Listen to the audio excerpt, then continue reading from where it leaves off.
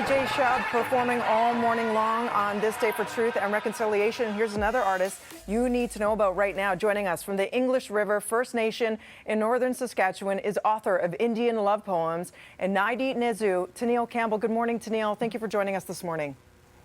Good morning. Thank you for having me. Let's talk about your love of poetry. When did it begin? I think poetry has always just been in my life. It's such a natural way of storytelling. And when I was younger, I was the type of girl to stay up all night reading. So I think it just naturally evolved. And I was lucky enough to publish my first book in 2017, Indian Love Poems, which is love stories for Indigenous people and allies and kin. And just this past March, my birthday month, I was lucky enough to publish Nedi Nezu through Arsenal Pulp Press in Vancouver, which is a little more political, a little more trashy, and a little more lovely.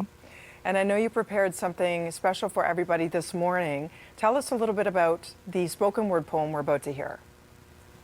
This poem just came out of a place that kind of speaks to my truths of being Indigenous and being a woman is complex and hard in these times. And there's no one right way to go about it. And that we have dual approaches to especially weeks like this.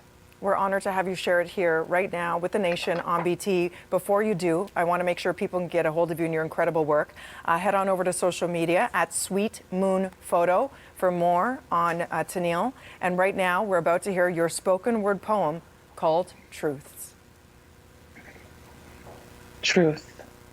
I am tired of the idea of reconciliation. It is an empty word cultivated and curated for a future that cannot exist under an Indian Act. Truth. I am tired of biting my tongue, watching my tone because of listeners who flinch at the knowledge of Canadian genocide, who instead spend their time constructing replies, why I am wrong, why you are right. Truth. I am tired of knowing that every brown woman I talk to has been hurt, that every Indigenous person has a story of survival, and that every social structure in place is designed to keep us down. Truth.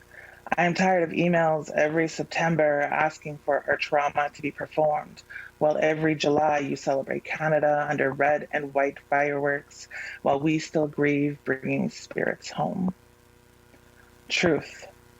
I am inspired by the strengths of the voices of the big drum, men shoulder to shoulder, young boys on their father's knees, women and girls standing strong in a remembrance of tradition, blessing us all.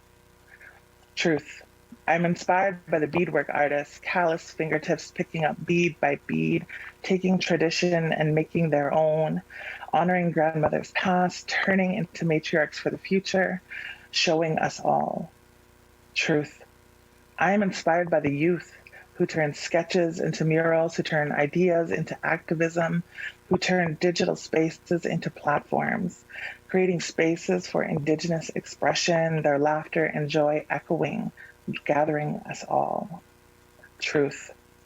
I am inspired by the tiny hands that tuck into mine, waiting patiently for me to share another story of home, of culture, of community, guiding my actions, guiding my path, healing us all.